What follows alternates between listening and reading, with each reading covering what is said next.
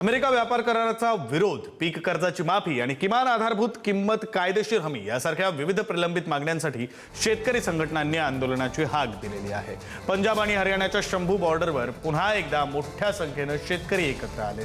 शेतकरी tractor, trolley आणि वाहनांसह शंभू बॉर्डरवर पोहोचलेले आहेत।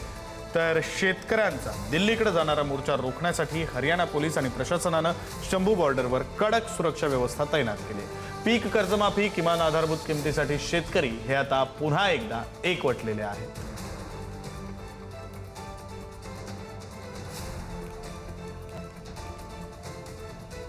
हे दोन दृश्य आपण पुढारी न्यूजच्या टीव्ही स्क्रीनवर पाहतो। एकीकडे जंतर मंतरवर, नवी दिल्लीच्या जंतर मंतरवर विद्यार्थ्यांचं आंदोलन सुरू आहे आणि दुसरे दृश्य शेतकऱ्यांनी सुद्धा दिल्लीकडे कूच केलेली आहे। शंभू बॉर्डर पर्यंत ते पोहोचलेले आहेत। शंभू बॉर्डरवर त्यांना अडवण्यात आलेलं आहे।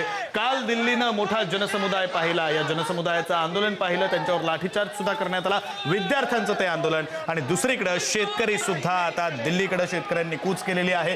त्यांच्याही काही मागण्या आहेत, किमान आधारभूत किंमत आहे, कर्जमाफीचा विषय आहे, असे अनेक विषय घेऊन पंजाब आणि हरियाणातले शेतकरी हे दिल्लीकडे निघालेले आहेत। शंभू बॉर्डरवर मोठ्या संख्येने शेतकरी पोहोचले। ट्रॅक्टर, ट्रॉली, आपली वाहनं घेऊन हे शेतकरी शंभू बॉर्डरवर पोहोचलेले आहेत। मात्र शंभू बॉर्डरवर त्यांना अडवण्यात आलेलं आहे। एकीकडे दिल्लीत सुरू असलेलं विद्यार्थ्यांचं आंदोलन, दुसरीकडे दिल्लीकडे निघालेलं शेतकऱ्यांचं आंदोलन, अशी ही दोन्ही दृश्य आपण पुढारी न्यूजच्या टीव्ही स्क्रीनवर आत्ताच्या क्षणाला पाहू शकतो।